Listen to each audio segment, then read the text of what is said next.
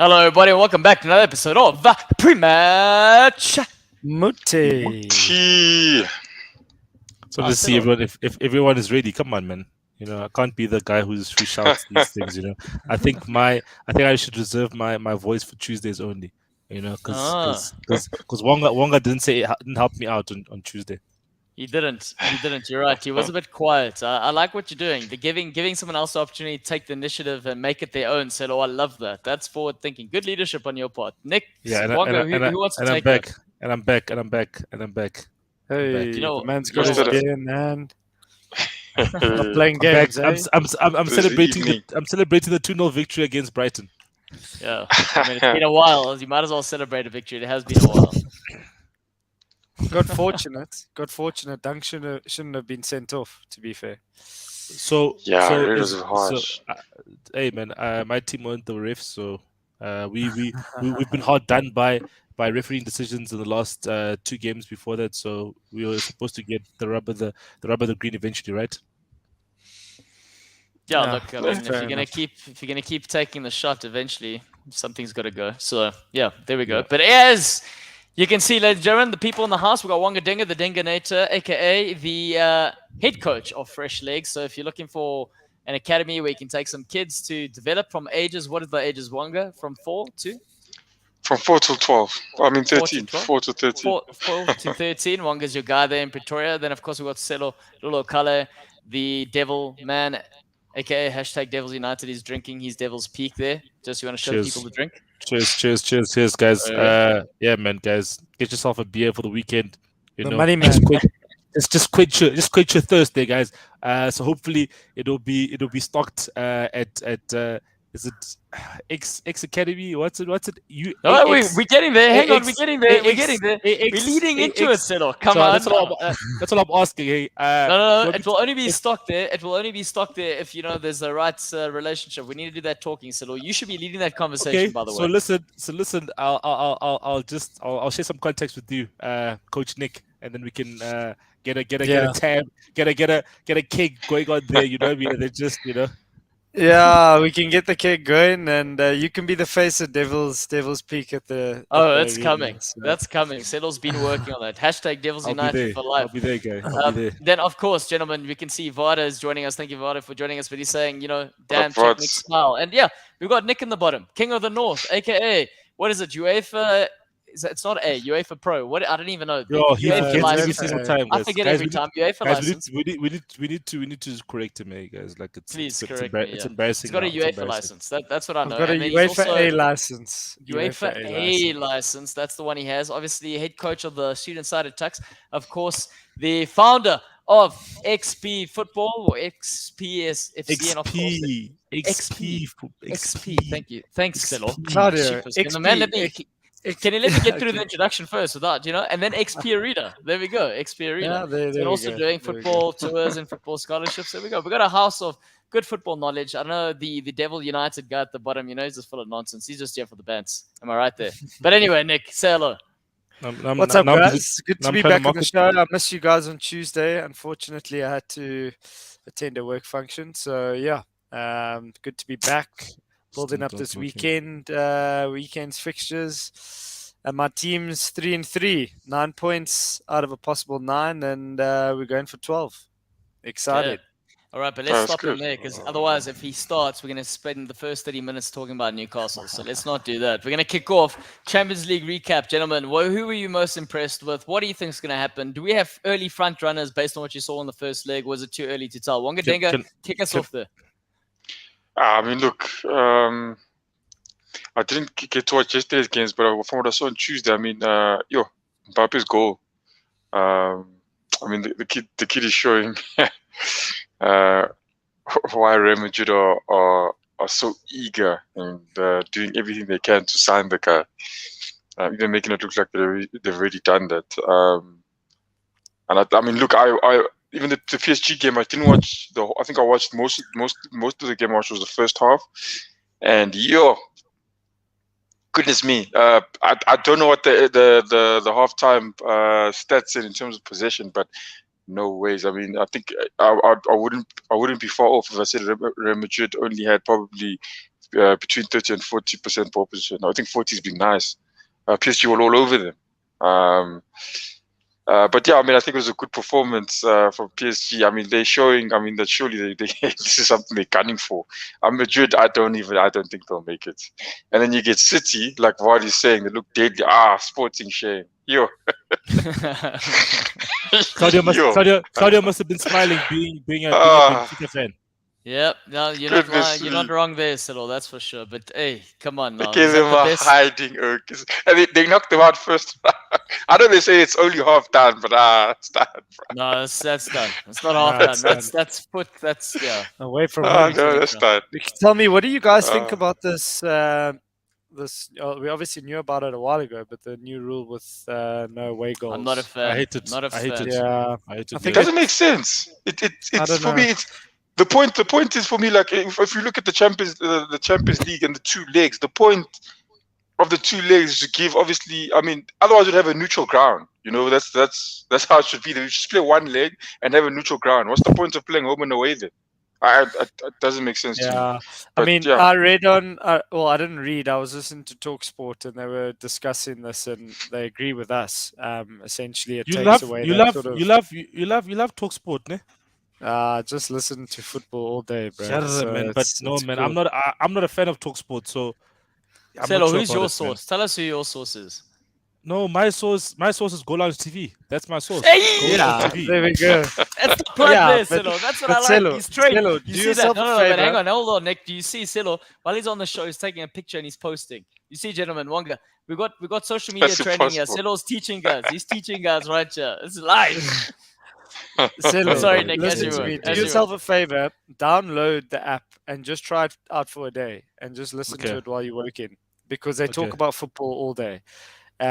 Which is cool, and you get different perspectives from there's a couple of arseholes on the show, I won't lie, but like it's a typical radio station. Like if you had to drive in your car in the UK, you can tune into it, but they've obviously got an app for people like us. So I was listening to, I think it was Shay Given, Alan Brazil, and Darren Bent, I think it was, and they were chatting about this whole away goal rule, and or it changing, and obviously it not being part of the game anymore. But UEFA had put something in place, or an article on their website explaining why they did this, and it's all based on stats. So based on statistics of home teams winning, away teams winning, and goals scored, there hasn't been much of a difference. But if you read the article, from what I was understanding from the TalkSport show, is that it was such a vague explanation as to why they've done this. You're going to get a lot more penalty shootouts now, I think. But that's what they want. That's what they want. They want to prolong the game so they can make more money from broadcasting. That's the real reason. They say stats, but that's the end game. And like I think Vard is saying here, no away goals has made the away team boring, and that's exactly what it is. Real Madrid versus PSG nearly got away with the draw at home. Obviously, Mbappe unlocking the key there towards the end, but that's what it's going to be. A team sitting up shop, see what they can do. Let's take it back to our place, and then why not? Yeah, I mean, guys, it takes away something from the game, guys. I think definitely, some of the greatest nights in the Champions League. What's it called? Obviously, the PSG versus Barcelona game. I think it's called La Bombonera, or whatever it's called, where obviously Barcelona lost 4-0 at the Parc des Princes, and Barcelona won 6-1. I think 6-1. Yeah, 6-1 at Camp Nou, and when PSG scored that goal at Camp Nou, people thought the game was over, added more to the drama that Barcelona had to score two goals and not one goal. Because obviously if Barcelona won 5-0, they would go through. Winning 5-1 means 5-5 aggregate, and then obviously away goals, and made Barcelona have to chase the game even more. And Barcelona scored another goal and made it 6-1, and then they won 6-5 on aggregate. You know what I mean? Similarly with the Liverpool, they lost 3-0 at what's this thing called? What's the stadium called? They've done it plenty of times. Camp Nou. They won 3-0 Camp Nou. Obviously then they beat Barcelona at home. And if Barcelona got a goal, that would have obviously given them gone through, type of thing. And Barcelona play against Roma. There's so many instances where we can talk about away goals being amazing. But I mean, so that's the question, right? So that's the question. Would you rather watch a 90-minute game with extra time that's 0-0 and penalties, or would you rather watch 90 minutes where you see 5 goals? Yeah. Like, I mean, for me, Claudia, I even think that, I mean, it's look, I don't know what you call it, but I think for me, I mean, watch penalties. It's a gamble. I don't even think it's the true team can win there. I think they should cut that out. I mean, and it even help their broadcast things as well. What do you want to do? What do you want to do? Flip a coin and play till we win, till we get a winner. If the golden goal is even better, just play until they can't. A golden goal. You must think it's better than penalties? For me, you must. Yeah, you have to. If you're playing soccer, I'd rather have them win by playing soccer. That's for me. That's what I think should happen. Not by scoring penalties. No one's. I mean, why are you penalizing both teams for what? I think they should be. Yeah, they should go on until we get a winner from a goal. Yeah, and helps you know get what broadcast disappoints as well. me? I don't know if you remember Claudio. We had Coach Van as a coach. Then Wonga, you were probably there at the same time. I don't remember Van. Eh? No, but 5 years. So who's this guy, guys? That we used to do. I don't know if you guys remember. If you remember, we did these sessions. I use them now, where you can actually manipulate how. Say you got 2 teams of 11 or 2 teams of 9, and you can manipulate how they play, or you give them a scenario. So you say you've played in the first leg, you've got an away goal, you got to chase the game, but if you score 1 goal, it's enough. Like I've created those scenarios for my teams, and it's quite interesting. So like one team can defend a little bit deeper and just sort of consolidate, because if they draw 0-0, they're through.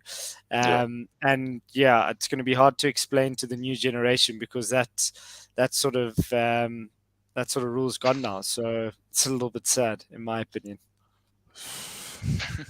Vard saying, "What's soccer? Do we live in the USA?"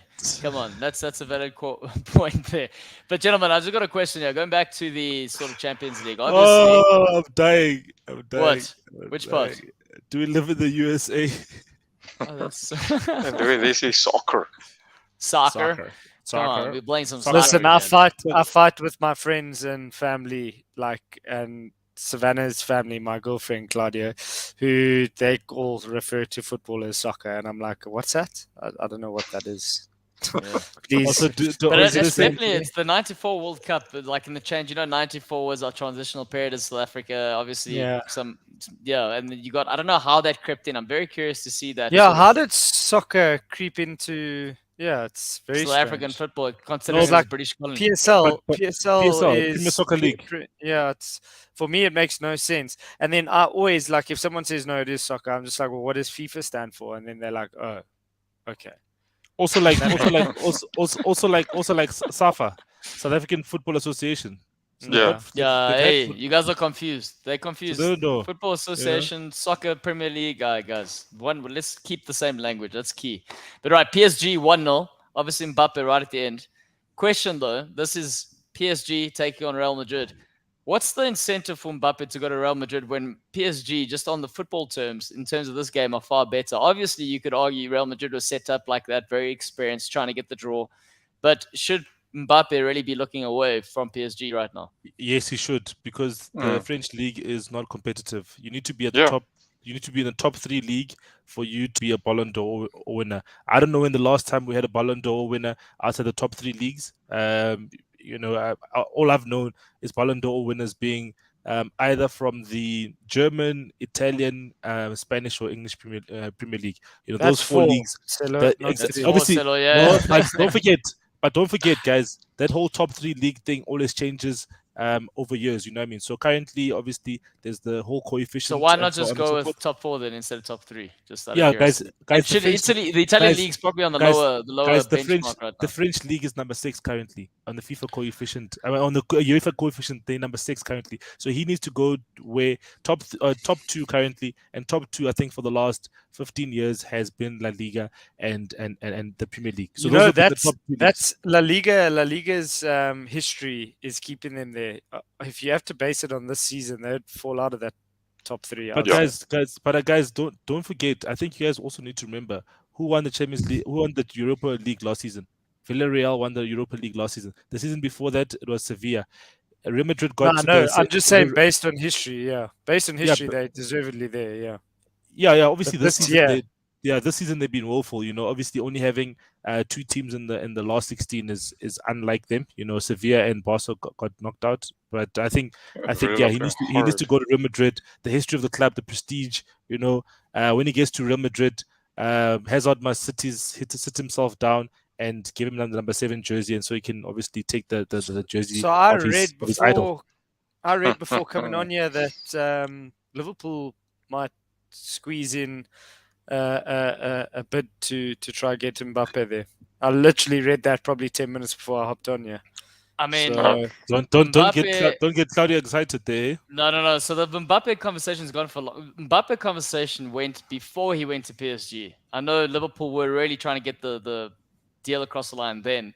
I think now whatever you're reading, I think it's pure speculation. I just don't think that they will spend that money on the type of player. Look, he's still in the right age group, but I mean, it's not like you're not going to get your value back from the play like that. So you can't sell him off down the line. But he's going. Is he not running his contract out, or he's only got a year left? So you'll get him. It's a free transfer. It's a free transfer. I suppose from that sense, and then from a marketing perspective, he's in football right now is probably the most marketable footballer out there, no? Yeah. Who is number 7 at Liverpool? James Milner says, "Hey, bro, thanks. Hey, Milner. So, I'm going to Aston Villa. Take your number 7 jersey. Obviously, you guys capitalize. He's a Nike athlete. He's got a crossover shoe with and soccer boot with LeBron James. You know what I mean? It's a win-win for See that? I think we spoke about that previously. I think that is the winner, right? They could do that for him, and they've already made those playful little mock-ups in terms of, his little running logo and that sort of thing. So, I mean, that is a possibility. I'm curious as to whether or not that will happen. But, yeah, Vard's saying it's been happening for a couple of years. I want to talk about the game with regards to Salzburg versus Bayern Munich. Interesting game, this. Do you know who Matthias Jassel is? Do you guys know who that is? No. So, Matthias Jassel is 1 year younger than Julian Nagelsmann, and he's the head coach of Salzburg.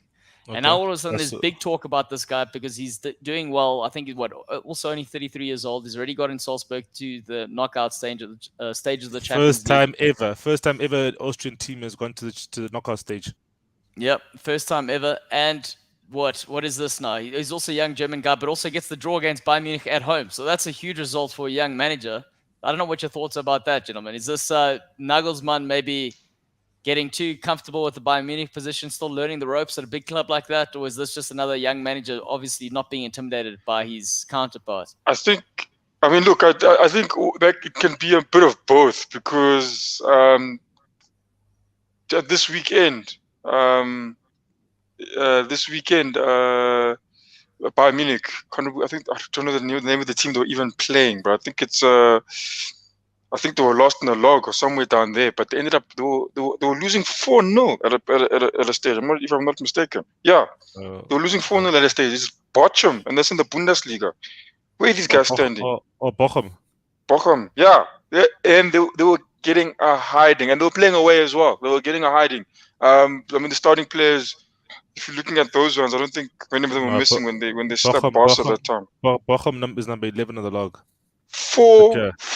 Four goals in the first half. It was 14 up until 44, so that's like 30 minutes. They lost 4-2. I think if you look at Bayern though, they're going through a transition. This happens at most clubs. New managers come in. They're going to have that transition period. They probably will get through the next round, if I'm honest with you. Yeah. And they probably will win the German league as well. So it's a tricky one to say, but yeah, credit to Salzburg for getting a good result. Yeah, I agree with Nick. I think it's just a moment. Looking at their record and those losses draw, it's just a moment. I think also, guys, Bayern is a club where there's been, as Nick said, it's a transition. So you lose one of your greatest players for the last decade, and David Alaba. Manuel Neuer wasn't playing in this game. He was he was injured for the game. So already there you've got 2 stalwarts that are not there. One is obviously left already. So there's a lot of changes that are happening with Bayern, and I think obviously things they will try come right, but also new coach, new philosophy. He has a different philosophy to probably previous managers. You still have to get that gelling as well. I think Alphonso Davies as well. I think he's out injured as well. So there's a lot of new players, a lot of combinations. But one of the shocking things, guys, I think the stat that really shocked me when I was reading it is that Lewandowski had no shot on target, guys. He had 31 touches and no shot on target. That you need to be getting your strongest, your best player, into good positions to be getting obviously shots on target, and they didn't do that. So I think, it'll be interesting to see what happens in the second leg. But I think obviously they'll probably have too much at home. But it's good to see Salzburg doing well, guys. I think it's always good in the Champions League where we're having new teams putting their hands up and saying, "Hey guys, please see us," And obviously they've got some young Nigerian born or players of Nigerian descent that are playing for Austria and Germany. The guys who combined for the goal, one of them, the goal scorer, plays for Austria, and the guy who passed it is the youngster that apparently PSG wants to replace Mbappe. So that's the German kid, who's been in the German squad. Right, gentlemen, I have posted the link of the article regarding, what's his name here, Matthias Jassel, saying he's not Julian Nagelsmann 2.0. But if you want to read up a little bit more about the guy, so it is in the comments. Shout out to Aman, gentlemen. Aman's here. So is Arjun saying, boys, Arjun, what's up? Can I ask? Too rich. Your team is too rich now, mate. Can I ask Arjun something, man? Does he always? Whoa! Is it going to be about Dia? No. Does he always comment on the United stand? Because every time I watch it, they say a comment from Arjun. So just confirm that for me, Arjun. Arjun is busy. He's double timing us, Sello. I don't know how you feel about that. Also, shout out to Pums for joining us here. And then a question from Bard saying, Milner to Villa easy now, Sello. Would Milner rather go to Villa or would he rather go to Leeds? To Villa. Would be a fairy tale story to go to Leeds, but do you think his legs he could keep up with that high pace, tempo that Bielsa demands? I don't know. He's already been to Villa. Yeah, twice. Yeah, I think. he is. Yeah, but I wonder if Gerrard would be an incentive for him to go back there. There we go. You got your answer there, Sello. Arjun saying no. He doesn't rate Mark Goldbridge. Okay, cool. It's too many Arjuns in India. Oh, sorry. That's fair, Arjun. I like the fact that you rate us. That's the most important thing. You are on this show. You're commenting on the show. That means you rate Goalloungetv. You rate Claudio Barrera. You rate Wonga Denga. You rate Nick Stothard. And you rate Sello Lokale. That's the amazing thing, man. Sello is the king of plugins. That's why he's here on the show, ladies and gentlemen. Please like for that fact. There, Sello, great job. Please like, subscribe, share with all your friends and family, your ex-girlfriend, your current girlfriend, and your future girlfriend. Okay, just going back to Milner here. Jason saying stay at LFC for another year and then retire. You think he would do that? Retire on the highest? How old try is and he, win some guys? more. He's 36. 36, yeah. And Oh. Liverpool want to keep him. I know his contract runs out at the end of the season. But they want to try and extend that, yeah. So he's probably saying if Ronaldo can do it, surely James Milner can do it. Listen, guys, James Milner is an animal because he plays every position. He's not just I'm gonna do my thing. He gets onto that field, he kicks the shit out of everyone, he runs, and he's a hell of a squad player. And he's been playing in the Premier League since he was 16, guys. That's 20 years. He's actually hugely underrated, technically speaking. He held the record for the youngest debut for the Premier League at one point. It was younger than Rooney at the time. Correct, he did, and I think Walcott broke that record, but he held it for quite a while, And he's also he was also part of the revolution at Man City as part of the core original members there. So I mean, he's been part of a lot. Plays for Newcastle, plays for Villa. Yeah, he's played for like 5 teams. The man's a cult hero, actually. I don't know why people don't sing more of his praises. I think when he retires, maybe. Have you guys seen that Twitter handle, boring James Milner? Yeah, no, I haven't seen it. He's funny. Tweets. Yeah, it's very funny. Who's got a greater legacy? James Milner or Gareth Barry? James Milner. James Milner. How do you put Gareth Barry in the same conversation? No ways, man. Guys, don't forget Gareth Barry's got the most appearances in the Premier League, Yeah, but he's if you compare what they both have done for clubs, if you compare where they've both been playing around, there's no comparison. Gareth Barry also finished his career in the Championship. So you guys forgetting that what Gareth Barry did at Aston Villa? I'm not forgetting. I'm just thinking, like, if he goes out at Liverpool, he's still 36 and he's winning things with Liverpool. That's unbelievable.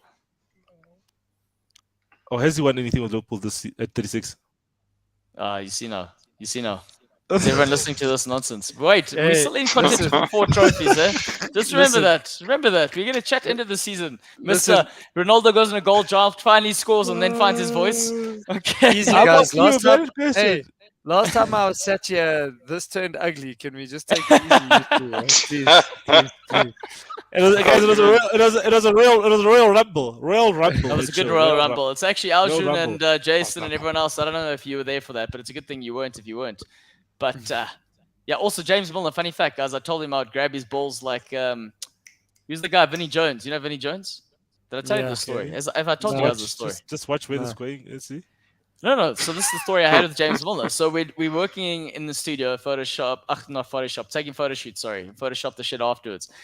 But we're doing Maybe just give the viewers clarity as to how you met James Milner. Do they want that clarity, though? I'm just getting to the point of the story. No, but they might not believe you. They don't have to believe me. It's my story. It's the real story here. So anyway, so we're in Malwood, right? We're doing the photo shoot, and he's same thing as Jordan Henderson. We're trying to get the best out of them when they're taking these action photos, and Milner's just not doing enough now. And I'm like, I need more. I need a match-esque energy sort of performance here. And he's like, oh yeah, whatever. And he's doing it. I'm like, no, we're still not getting what we need here, James. And he's like, okay, cool. So I go and I stand behind him, and I'm like, okay, picture me now, Vinnie Jones, and I'm about to grab your balls. And he just looked at me, and then he ran, boy. And then I got the shots that I needed. That was the story. And also, fun fact, he told me there and then, is never, ever touched a drop of alcohol in his life. Seriously? Yeah. Never, ever touched a drop of alcohol. And that's why he outruns these youngsters on the park there. Oh, wow. I love it. That's why he's so boring. That's what he says. That's why he says he's so boring.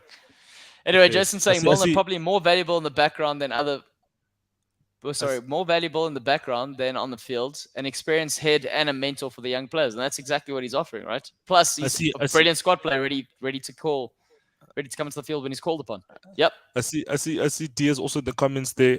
So it's a three-man tripod. I think Arjun will never be on the show without Dia and Aman. So yeah, how's it, guys? We've missed you. Is this the first time they're on this year? I think so. Pums, which part's boring? The story or him just not drinking alcohol? Because look, it's my story. Thanks, Pums. All right. Okay, cool. Gents, Premier League time. Oh, wait. Before we go, Champions League recap. Comments. Let us know who you think's going to win the Champions League. Is it too early to call? Out of the guys that you've seen here in Studio Wonga, who are your front runners? Obviously, you led with Man City. Who else do you think's possible? It's theirs to lose, so to speak. I think PSG will be there as well.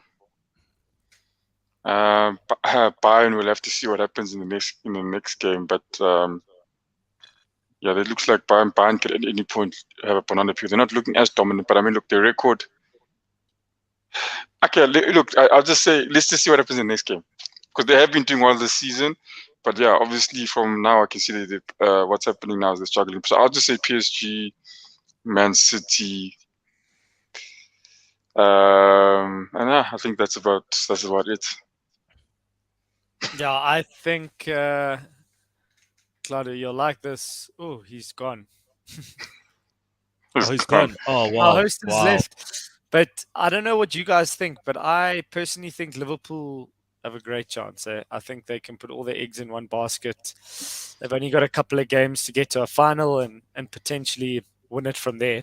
But I have a sneaky suspicion Man United are going to find themselves in the semi-final. I don't know, Sello, you'll like that, but I think Ronaldo lives for those nights. You know, you get through Atletico Madrid, and then you get a easier draw in the next round. Yeah, you can find yourself in the semi-final. You can get an Ajax or a Benfica. You can get yourself who else played in that's or Juventus or Villarreal, or Juventus or Villarreal even type of thing. Yeah. Yeah, so I think City are probably the favourites. I would say Liverpool are probably very close to those favourites as well, because I think all the eggs are going to go into that basket, and I see Man United in the semi-final. No, that's cool. That's cool. Yeah. Man United. It's I think they're going to get through. I think these are the nights. I think these are the nights that Ronaldo lives for, and I think he will rise to the occasion, especially against Atletico de Madrid. And like I said to Sello, you get an easier draw in the quarterfinals. It's not no draw is easy, but I mean you get a lesser team. You could find yourself in a semi-final and look at Chelsea. No one gave, like on this podcast, except for Musa, gave Chelsea a chance of even getting to the final, let alone winning it. He's saying even a final here. That's what he's saying. Tommy, do they do another draw when they go past the? The last 16. So they do the quarterfinal and then the route. The quarterfinal and the route to the final. So they'll do the route, quarterfinal and the route to the final. Yeah. Okay. So one more draw. So you'll know who you find in the semi-finals. Exactly. Man United winning this Champions League would be similar to Liverpool in 2005, I reckon, if they managed to pull that off. It would be a hell of a story. Ragnick in the history books. Yeah. Here we go in the history books. Wonga, you don't agree? Yeah, they'll make a statue for him. It'll be surprising.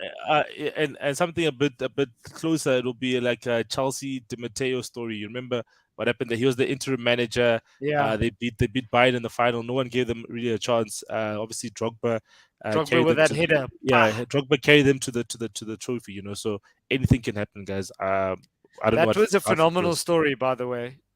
Winning against Bayern in their home stadium. In their home stadium. Yep. That's crazy. Yep. Heck. Yeah.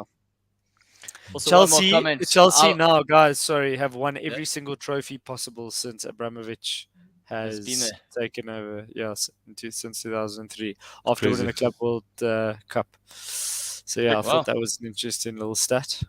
Is that what you guys are aspiring to at Newcastle? Hey, listen, bro. We'll take quicker than your old man Abramovich. I just want to touch on Arjun's comment just saying Poch to win the Champions League and end his reputation as a bottler. That's what he thinks. Also, then Then he becomes Man United manager. Then what? Someone referred to him as a Simon Jordan referred to him as a bridesmaid today. He's the bridesmaid of coaching. He always just he's there and he's thereabouts, and then he just never ever seals the deal. Yes, sir. He's a bridesmaid. It's not a reputation I'd want. Always the bridesmaid and never the bride. That bride. So they were saying, they're saying Poch is, up in line for the next manager, and I heard Paul Merson again. He was very direct at a point. He said, "I don't rate Paul Merson as a pundit. Wow, he talks a lot of rubbish." No, look, at times he wasn't on a drink for a long time, wasn't he? I don't know if he's. He's he speaks sometimes, but I think it's he just speaks his mind at times, and he had a valid point though. You were saying that Man United are chasing for Pochettino, and he's asked him what has he won? He went to Tottenham. They played nice football, but they came away with nothing. He went to PSG, and he said he actually failed to win the French league, which is actually possible. And so he doesn't understand. So true when you... So he's like, "What's the hype about Poch? It's harder to United fans want him." Jeez. Snap! That was funny, but it's true. Take it easy. It's Man United's manager. He's an Arsenal legend. That's all I can say. Yeah, 100% Arsenal. Has he lied in what he said? That's my question. Was there a lie? He's saying Poch is an Arsenal. Are you saying Poch is an Arsenal legend? That's how I understood it. Is that what you're saying? I was saying Poch is an Arsenal legend. No. I'm saying Paul Merson is an Arsenal legend. Also, Paul Merson is one of the boys. Like, you could get him on this show, and I think you'd get great content. Personally speaking, if he wants a platform like this. So fair enough. Right, but about that now, Paul Merson. Reach out to him, Wonga. Wonga can. Sello can. You can. Too much controversy. Premier League, West Ham versus Newcastle. Fixtures this coming weekend. Nick, you super stoked. You skipped the Tuesday, but you are here now. West Ham big game. But you guys remember what we said on Tuesday? Hey guys, what do you remember what we said on Tuesday? Newcastle can definitely make it 5 in a row because their next 2 games are winnable. Yes, I like that one.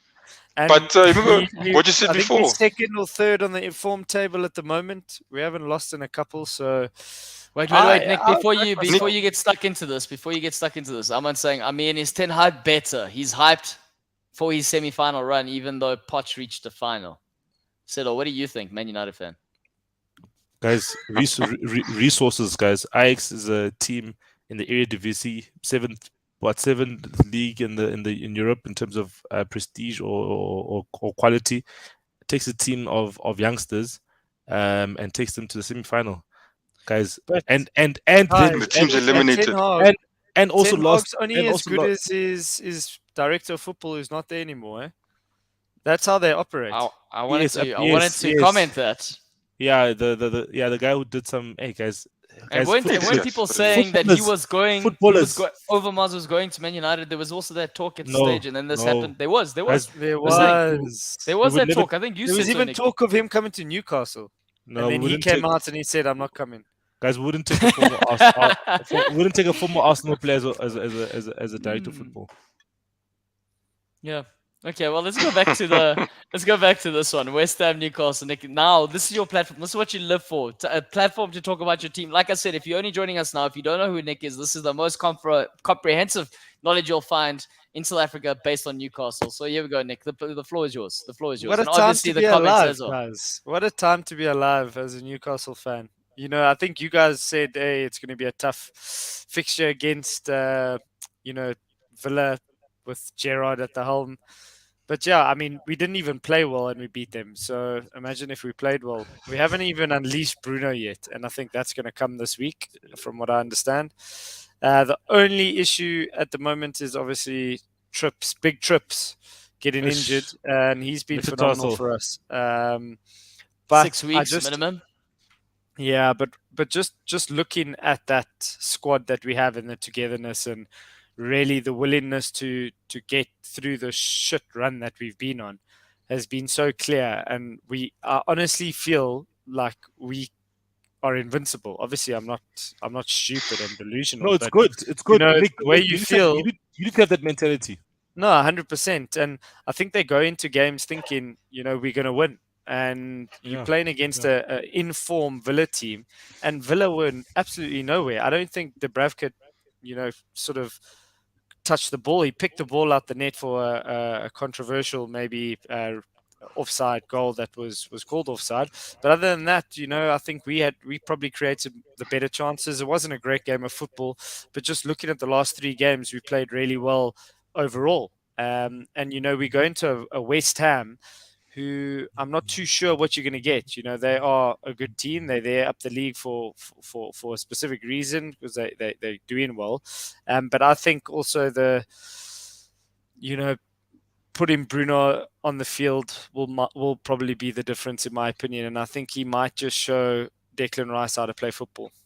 Oh! Whoa! Yeah. Drop spike. Bang. You're talking about 100 million sort of quoted player in the Premier League, eh? Yeah, Nick? Yeah.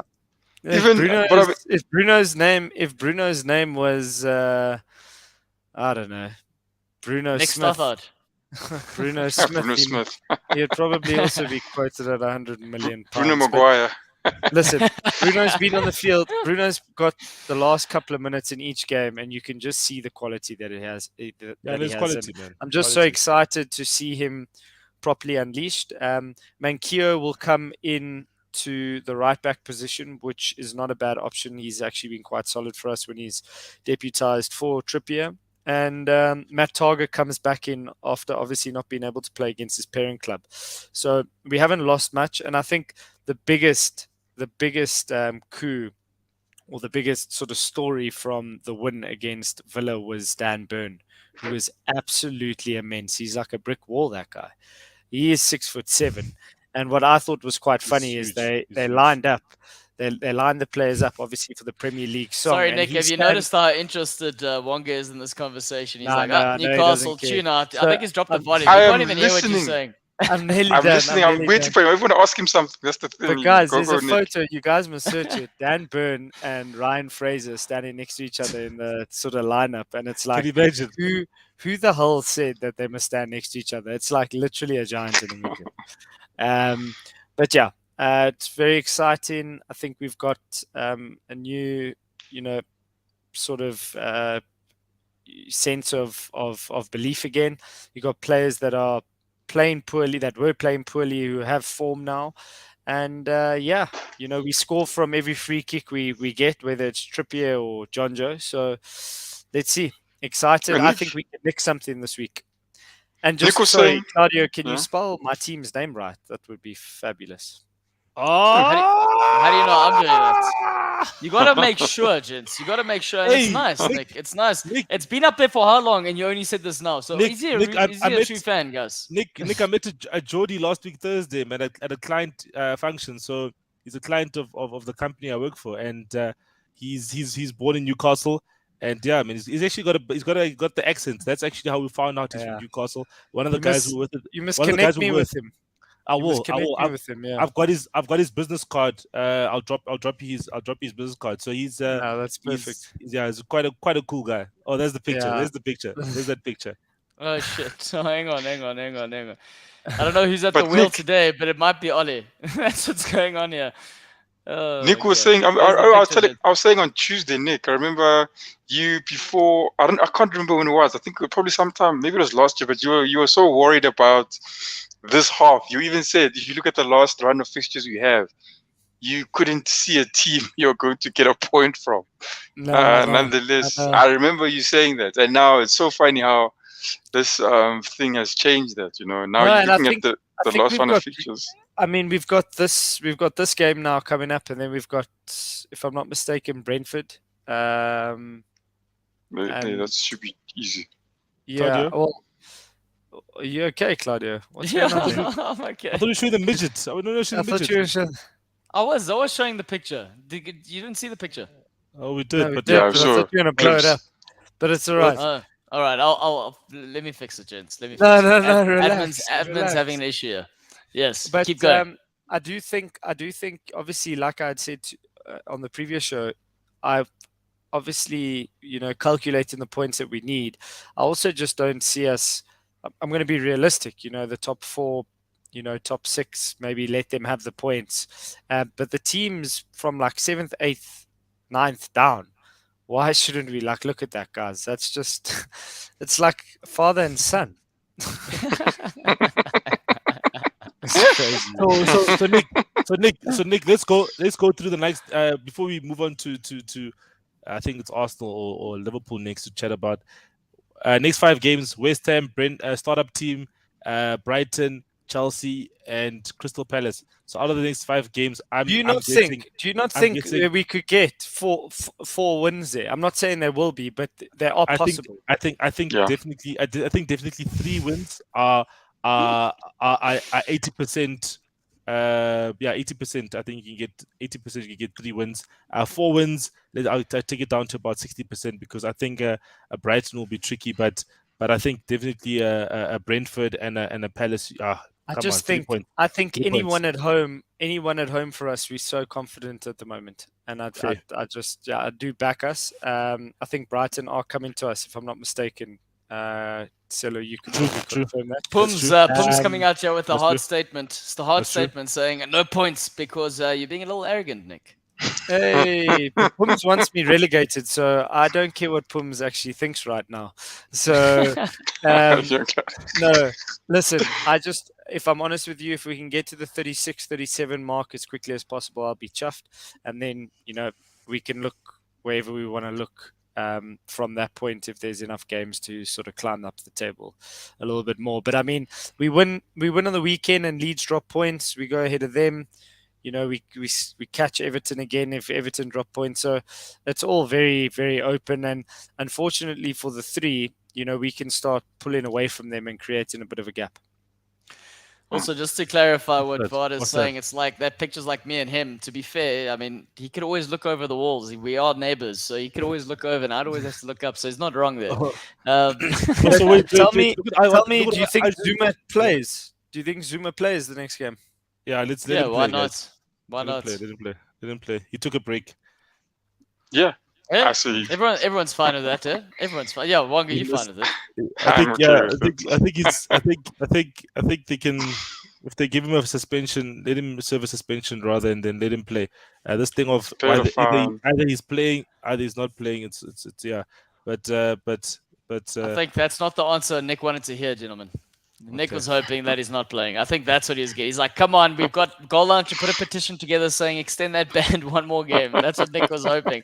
But it's not coming from the show tonight. Quickly, before I end off, I don't think we've lost at the new London Stadium. I think we've either won or drawn. So I am quietly confident. I hate it. Well, prediction. We might as well give predictions in, gents. Are we going to do predictions end of the show, or we might as well do it now? Let's might as well do it now. Let's hear the prediction then, Wonga. We start with Wonga. Wonga. No stories, just predictions. Yeah, quick fire. 2-2 draw. I say a 2-2 draw. I say 3-1 win for Newcastle United. Yay. 1-1. 1-1. Like Arjun said, 1-1. It's Arjun 1-1. I'm gonna go 1-0 victory. 1-0 victory for Newcastle. Nice, Newcastle. I like I'm it. saying it's childish if he doesn't play. There we go. It's childish. Okay, next game. Arsenal Brentford. Wonga, you were super excited. We spoke about the fact that you've had a lot of time to prepare for this game.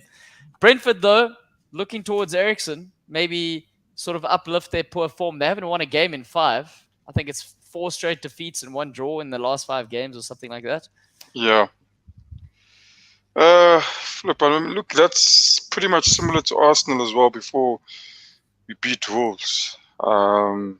We had 2 draws and 3 losses before we ended up beating them. But I mean, like I said last time, this team they beat us in the first match we played. Surprised us. So definitely Arsenal. I think in terms of surprises against this team, I think they should be ready for that.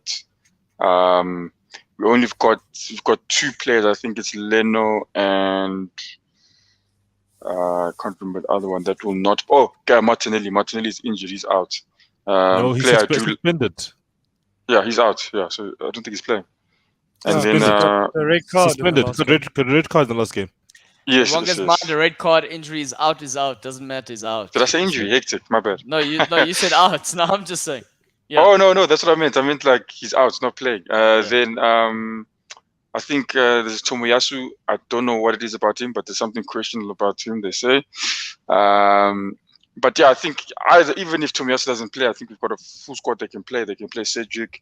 People say, Cedric this, but I mean, like Claudio says, we have so much time to prepare for this game. So I don't think there's much of an excuse for us not to take all 3 points here. We've got 3 games in hand, I think, ahead of who's above us? Is it West Ham? West Ham? Who yeah. According to Armand, it is Armand, Newcastle going to win 4-1. So, I mean, he's chance here for Wonga to close that gap. Yeah, and I mean, it's not, yeah, it looks nice when you say, you've got 3 points, but you have to win the games. If you haven't played them, they don't count. So West Ham are deservedly ahead of us, and we need to win our games in order to, overtake them. I think we've just got more opportunity than they do, to be honest with you, to secure the spot. But yeah, I think Arsenal definitely. This is a must-win. This is a game that we should win cleanly. It shouldn't be Xhaka. What will do what he does best? Yeah, red cards. These fixtures are the repeat of the first game of the season fixtures. Yeah, 100% they are. Fun fact, guys. So you're right. Yeah. Yeah. So we need to win that one. I don't care if we win it 1-0. I really don't care. 3-2, even if it's 7-8, I don't care. We just need to win this game. We need 3 points. 7-8. 3 points. Arsenal win the game 7-8. Imagine that. That would be a record. I think that would be a global record. So wow. We're going I was saying 1-1, Eriksen at the death. I'm not sure how that could be taken. I mean, that's quite that might be too soon, that one. Very too soon. Arjun. Normally you say 90 minutes plus 5, but now you said at the death. guy. No, bro. That was on purpose. I'm gonna say it was a typo. Let's but apparently Dia and Ahmed said the men's he's too smart. So yeah, I don't know about that one. All right, Wanga, you want to give us your prediction that we move Sello, that Nick can tell us there for Arsenal Brentford, and also in the comments. Judging by the way they played the last game, I know it's been a gap between the two, but I would say a 3-0 win. Definitely, I think, especially with Arsenal's defense, if we have. We've done very well with when the two play. Who's the centre back? Is it Gabriel and White? Yeah, so I think we'll keep a clean sheet this one. And yes, our goalkeeper as well. The goalkeeper doesn't have a name, guys. He's an anti. You know, we got anti-vaxxers. This guy, he's an anti-Ramsdale. Anti-Ramsdale. The man doesn't care about the evidence. There's no evidence. It's propaganda for Wonga. That's what it is. Yeah, I think it's going to be a 2-0 win for Arsenal. I think simple job. And I think Brentford are slowly but surely getting themselves into a relegation battle. Yeah, but yes. Give it another 2-3 weeks, and they might just be in the thick of it. Yeah, I think it's going to be. You're actually correct, Joe. They're actually close. I think it's going to be a 2-1 victory to Arsenal. But yeah, as Nick said, I think Brentford have a poor run of form. And Arsenal, I think, obviously they're gunning for top 4. They've had some time to recuperate after playing Wolves a week and a half ago. So yeah, 2-1 to the Gunners. Look, actually, I'm going to say it's a 7-8 win for Arsenal. But even though I hate, and as I learned as a youngster, regardless of who's home and who's away, you always say the team with the most goals first. So it's 2-1 or 8-7, not 7-8. Wonga, please. Yeah, because you always say 2-1 to Arsenal, 2-1 to Newcastle, even if Newcastle's away. Yeah, guys, please. This is why Wonga's on the show, man. He's an innovative thinker. He's coming from different perspectives. That's why we got you here. Remember, he does like soccer, so it might be. Oh, soccer. Yeah. Soccer's your jam. Right, Arjun's saying 1-1. Listen to this, Wonga. This might be exciting for you. He says 1-1. Shaka to score a goal in the 91st minute. Then Eriksson to come back. Oh no, then get a red card, and then Eriksson to score in the 95th minute. Yeah, but no, I think if personally speaking, I think if Arsenal do not get a result here, I don't care about any of the success Arteta's had previously. They must fire him because you can't not at home. Arsenal time to prepare and not beat Brentford at home. All right, gents. Yeah, look, there we go. Yeah, you're right, Claudio. I think in that sense it would be worrying. I can't lie to you because we've got nothing else but the league. A top 4, like for Arsenal, is a must more than it is for it. In terms of you looking at a Man United, because just because you're looking at, I'm talking about now if Man United were involved in just one cup, then that top 4 was it. You know what I mean? But now Arsenal, that's all we have, and the other guys are worrying about other cups. So it's for me, it's a must do. We lose there. You're 100% correct. You have to ask questions. What's going on? Pum's just saying, as long as Arsenal finish ahead of Man United, he's happy. There we go. That's fine. Okay. All right, gents. Liverpool versus Norwich. This game, I mean, we spoke about the depth that Liverpool have on Tuesday and how excited I was about that. Yeah, but you guys, I think Liverpool needs to have a Brexit midfielder every single time, but not Elliott, the other Brexit midfielder. He needs to start every time, Jordan Henderson needs to start every game because that first half midfield was weak. Was being Fabinho, Elliott against Inter Milan, guys. Inter Milan should have taken the opportunities. They hit the crossbar early on. They hit the crossbar. They had a couple of chances. They were dominating that early second half. They started very hot, and then when the subs came on, they changed the game. But Liverpool had 2 shots on target, 2 goals the whole game. That's Mr. Sunderland, that Nick hates. Mr. Sunderland definitely, obviously, strengthened that midfield. I think he's a invaluable player, and I think he gets a lot of hate for nothing on Twitter. No, definitely. Who's this? The man Henderson. Henderson. Oh yeah, no. Where did you go? No, I was looking. I never watched the game, so I'm just looking now at these interstats. No, I'm saying, yeah, Mr. Mr. Brexit, man. Don't you know Liverpool when they start the midfield of Curtis Jones, Milner, and Henderson, they say it's Brexit. Oh, makes sense. It's a nice trade to have. I mean, from a Liverpool perspective, the only worrying thing last night was Jota coming off at halftime. But even then, they said he could have continued playing because he had rolled his ankle. Oh, okay. So whether or not he's available, what's up? What? No, I'm saying Jota rolled his ankle. I didn't see that. That's what I'm saying. Yeah, that's why he came off at halftime. But again, he came off and Firmino came on and he finally scored. So it's good to see Firmino get his confidence with the goal. But Firmino had a howler of a game. Ooh, wow. Even yes, he got the goal, but guys, performance-wise wasn't good. Yeah, he hasn't been playing well lately, though, but he did score, and that's good for confidence. Nick, what did you want to say? No, I look at Norwich and the way they performed against Man City and the form that Liverpool are in. I honestly just think you guys are going to absolutely smash him, especially with the confidence you're going to get now. Steamroller. Land in the San Siro, you know. I hope you beat them as well because I don't want them to win another match and get closer to us. So he's pulling a Wonga.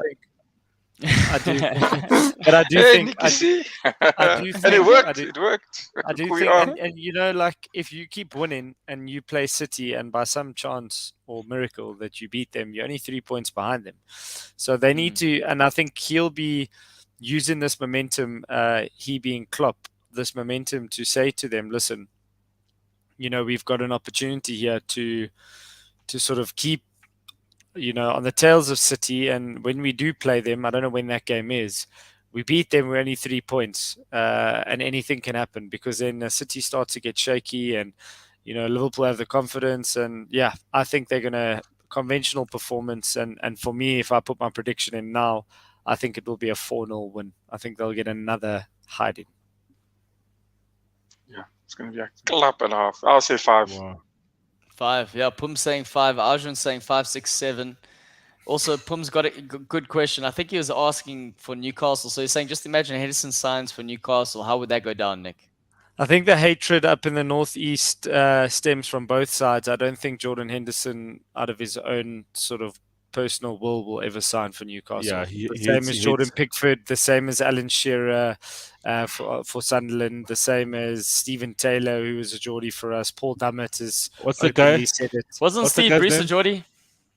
Steve Bruce has no values, morals, ethics. He's an absolute arsehole. What's the guy? He's also coached every team in the Midlands, and there's a rivalry amongst all of them. He's coached Wolves, he's coached Birmingham, he's coached Aston Villa, and now he's coached West Brom, and they all have derbies with each other. Like he doesn't give a shit. Doesn't give a shit. Yeah, he's coached all the Midlands clubs. That's rubbish. But wherever there's a paycheck, he goes, bro. But wait, Sello, I think, but Jets, I think Nick, pies, guys. He's to buy some pies. Bacon sandwiches. But I think Nick needs to tell us how he really feels, though.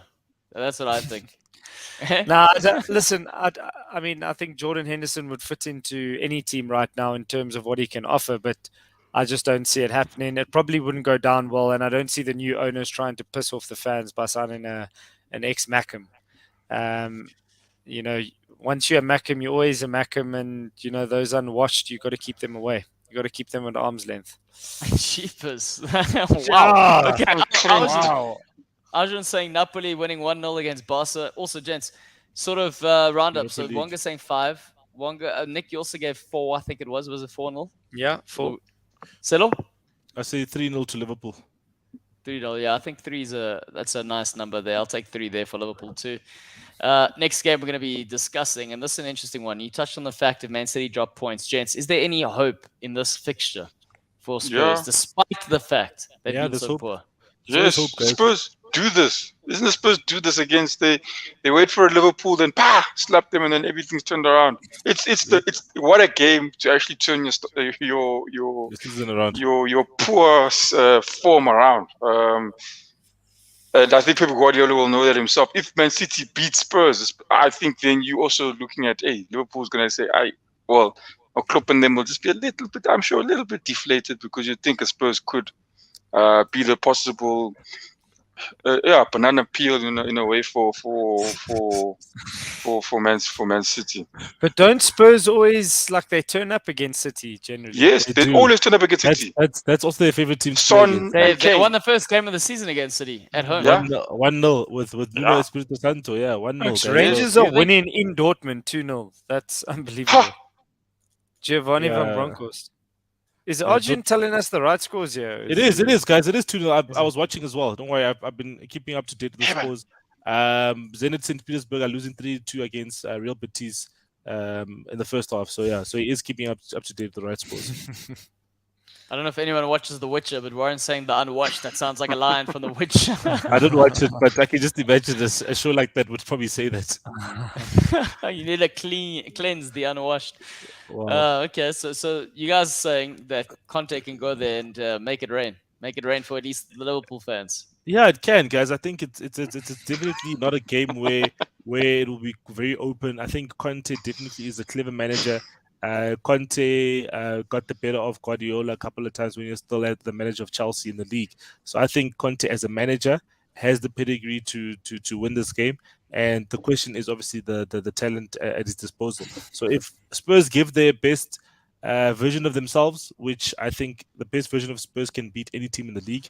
So I think definitely the best version of Spurs does well. Do you think Wonga, do you think Conte is trying to deflect the pressure that he has to get in the top four by saying comments like he said today that we've got 1% chance of getting into the top four? Of course. He sounds like a little bit He's used to success. He likes getting things his own way. Jose. All these managers say this. So even the Mourinho tactic. Well, he's doing he's doing the tour of Jose Mourinho, the tribute tour. So I mean, why not? Maybe just a little bit more successful version. Pep Guardiola said the same sort of thing when he said, "Do you think Liverpool can catch up?" And then he was saying, I mean, the points were huge. I mean, at that point in time, when he put it down and saying, "Yeah, I mean, they definitely got what it takes." And Klopp at the time was saying that no, it's not. I mean, basically putting it off lightly, saying obviously the league was obviously theirs, but they're still, they're gunning for it. Just don't obviously put it out there that, he said it at this point in time, and it just puts unnecessary pressure. But yeah, definitely Spurs are trying. Definitely is trying. Well, what happened to Wonga? We lost him. He said he's trying. His internet wasn't trying hard enough for him. Not helping out. No.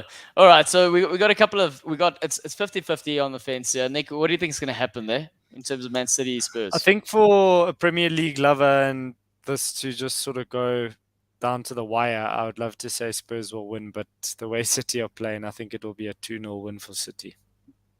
My heart says a 1-1 draw to make it exciting, and then my head says a 2-0 win for City. Yeah, no. I think obviously anything can happen in football, and I think Spurs, but City right now, I think I see a 2-1 victory. The result I did see City dropping points. I got it right with the Southampton one, but I think this one 2-1 to City. Yeah, I don't even want to get my hopes up. It's one of those games that I watch in the hope of going, I'm going to support Spurs here, and then it's like 20 minutes in, 3-0 up. So I'm not going to watch this game. But I do think Spurs, it's Man City's to lose. It's going to be, Spurs have been dreadful. So 3 losses in a row. Although, no. Actually, I'm going to change my tune here. 3 losses in a row, guys. They're bound to hit something now. They're bound. They have to. Yeah. So I'm gonna go 1-1. You're a gambling man, Claudio. You're a gambling man. I love gambling, so it might be a bit of a problem. But yeah, put your money on it. 1-1. They're going to drop some points. Also, you need to remember that the sort of change in league position where sort of Man City started peeling apart was the game where Liverpool dropped points at Spurs, where some dodgy calls were made. So let's hope the same thing happens against City. Last game for the evening. 3-0. My prediction is 3-0. Sorry, did I not ask you? We all got predictions. No, he wasn't here, so you missed him. Yeah. 3-0 to City. We don't need Spurs winning here, bro. They 3 points behind us. They find where they are, Alex. 3-0 to City. 3-0 to City. There we go. 3-0 City there. Sello, you got a bit of a derby this weekend.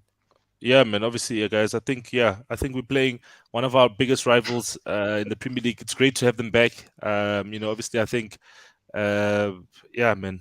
I met their one of their greatest defenders 2 weeks back. He wasn't happy to be touching a Man United hand. But yeah, I think that. And you guys will see that. You'll see that soon. I think the fact that I'm a Kaizer Chiefs supporter helped. Ease the tensions, But yeah, I think it's going to be a great game. We need to win this game. Last season we drew 0-0 with them at Ellen Road. Ellen Road will be pumping. So yeah, man, I think obviously it's going to be a tricky one. I'm glad that we got over our little 1-1 hoodoo of scoring first and then obviously conceding in the second half. So it'll be important again to show up the defense, get that first goal. It's great that Ronaldo's broken his scoring duck. I think Ronaldo obviously he's been frustrated, and you can see the reaction on his face when he misses a chance. That guy's a goal scorer. He thrives off it. He lives off it. Some players he's just like shrug the shoulders when they miss, but Ronaldo actually eats him up because he wants to score. He wants to be the Golden Boot winner in the Premier League. So I think it's going to be a great game, great spectacle. Leeds have been up and down the season. I think obviously the injuries to Calvin Phillips, Bamford. What's that guy's the left-footed centre back? Is it Strivik or whatever? Those injuries have been not good for Leeds this season. But yeah, they've been playing well. I think the game against Everton, they were unlucky to lose 3-0 because what's this guy? Rodrigo hit the post twice. So yeah, let's watch. I'm glad the game's on a Sunday because my February is a mess on Saturdays, guys. I literally have no time to watch. There. Can you guys see? That's Lucas's face when Sello's telling him that he's a Man United fan. That's the face, Sello. Also, Claudio, the full interview will be coming out this weekend, so keep your eyes peeled, keep them posted. So you're gonna see Sello doing his first ever live interview with the Leeds legend. If you didn't watch it live, yes, you must release it before the game so that we can kind of ramp it up a bit there and just do some drum roll stuff. But yeah, I think Lucas's reaction says it all. I probably was telling him that Leeds United will lose 5-0 or something like that. Those eyes. There we go. Can you guys see that? Look.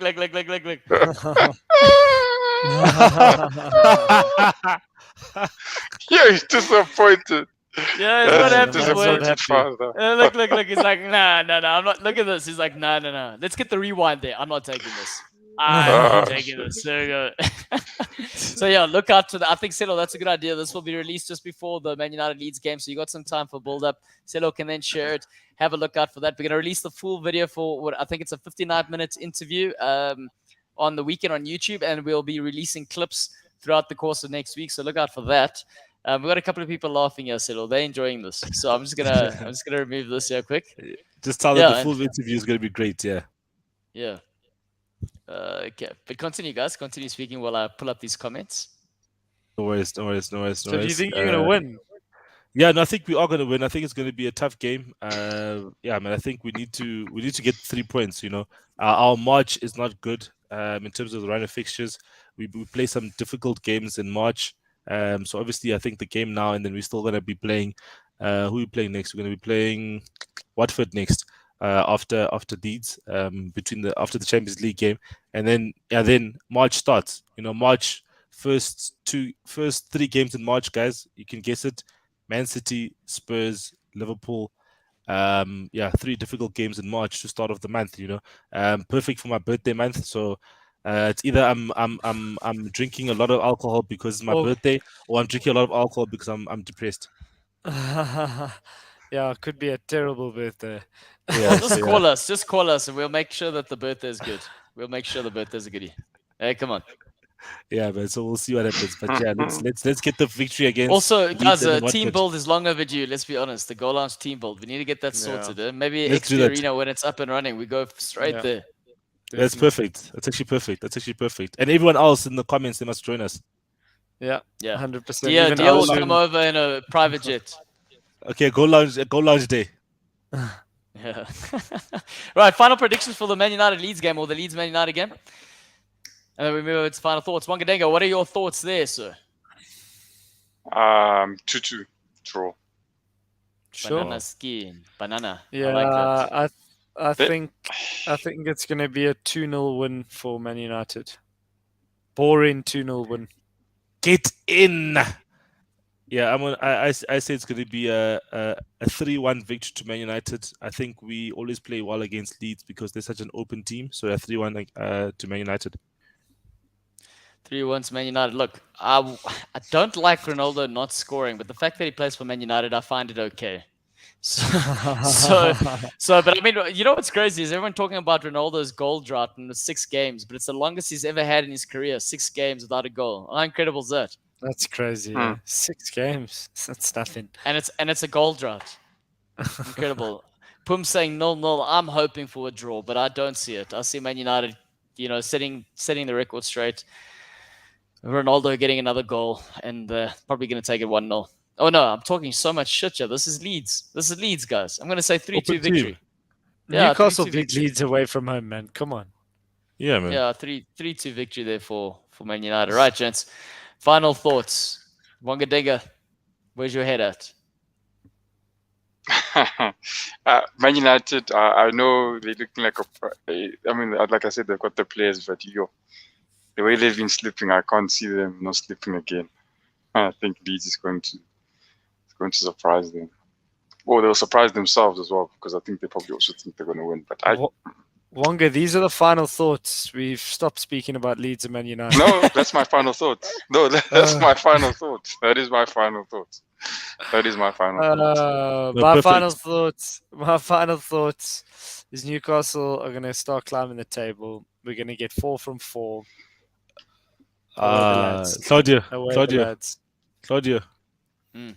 There's a comment there. I think you must just touch on there before. Oh, Chelsea versus Palace. Good question. Pums. They just won. Did they not win the Club World Cup? We don't care about Chelsea anymore. You can see the Chelsea guy doesn't even care about Chelsea anymore. What's going on, gents? Anyway, shame. No. Okay, Chelsea versus Palace, gents. Let's give it some thought. Let's give Pums. Thanks for keeping us honest. Let's give Pums some energy there. Pums, only reason we're giving you some energy is because you're probably the biggest Goalloungetv fan, I think. You're causing controversy in the chats now. You got Arjun, you got Arman, you got Vards, you got Jason's disappeared. They must fight, guys. Royal Rumble, guys. Royal Rumble style, guys. Right? Come on, guys. But listen, guys. Chelsea versus Palace. I think obviously it's the first game for Chelsea after the Club World Cup, so they'll obviously be high in confidence. Horrible run of form, though. I mean, it's 3 draws, 1 loss, 1 win out of 5 games. So the last game was a victory. Palace, not the worst. I think Chelsea's disadvantage is the fact that they were honest about team about their COVID stuff, and then they got penalized for it, and they didn't have any games postponed. Whereas other teams were chickening out. Newcastle waiting for players to be signed. Easy. Don't speculate. Don't assume. You know what they say about assumptions, bro? Oh, it's the mother of all. But yeah. So let's see what happens. Palace, obviously, I think they're a good team, solid team. Unfortunate that Gallagher can't play against the parent club, so that will take away from something from them. But I think definitely Chelsea will come out victorious in this game. London derby. Lukaku finally going to score again, gents. What's going on with Lukaku? Is he actually going to get game time score? He scored in the Club World Cup, so maybe that helps. So hopefully in the Premier League you'll get something then. Hopefully, maybe we'll get. We need Musa to dye his hair, wasn't it? Yeah, that's exactly it. Well, I think Wanga's safe for this season. Eh? Anyway, sorry, Nick. Yeah. But I think it's going to be a cracker of a game simply because, like Sello said, it's a London derby, and I think Vieira will want to test himself, I think, on a personal level against these types of teams. And they've proved, they've been up and down. They've proved that they can mix it up with the big boys, but they also have their pitfalls where they do struggle at times. So, yeah, I could see an exciting game, but I do think Chelsea have confidence now, bringing another trophy back to London, and they should win the game. I'd say 2-1. 2-1's probably a good measuring stick. 2-1. Wanga? Yeah, look, Chelsea, I think also have terms of the defense, I've said at the beginning of the season they were good, and there was a period where they obviously started conceding like madness. But yeah, they still. I mean, on paper they still have one of the best defenses in the league. Yeah, one of the best. I think behind City, the second best defense in the league. It's going to be difficult. Crystal Palace not scoring a lot of goals. Yeah, so I think they'll find it very difficult to score against a Chelsea team, and Chelsea also scoring a lot of goals also while keeping while making it difficult at the back for the opponent. So yeah, I see a 2-0 win here for Chelsea. I think it'll be very difficult for Crystal Palace. I think the Gallagher loss is going to be a big one for Palace. But when Palace were at Anfield, they did cause some issues. And I think Vieira knows how to fire these guys up and get them disciplined. And it looks like Chelsea also have a few people missing as well. Guys, from this side. Guys, Crystal Palace is a team this season that doesn't get beat like 7-0, 5-0. I mean, when they get beat 2-1, 1-0, 2-0, 3-0. You know.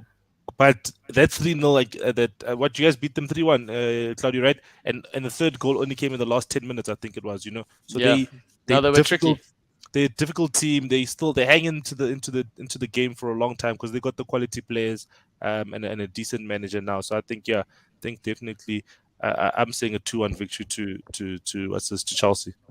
Yeah, I'm in agreement with Arjun saying 1-1 draw. That's what I'm saying. So I think watch this space here, dropping more points there in London. I think the London teams have it tough. They're looking over each other's shoulder, not knowing who the best team in London is. Obviously, we know Arsenal are just doing their best to stay out of the noise. That's what they're trying to do. There we go. All right, final thoughts. Let's go, Nick.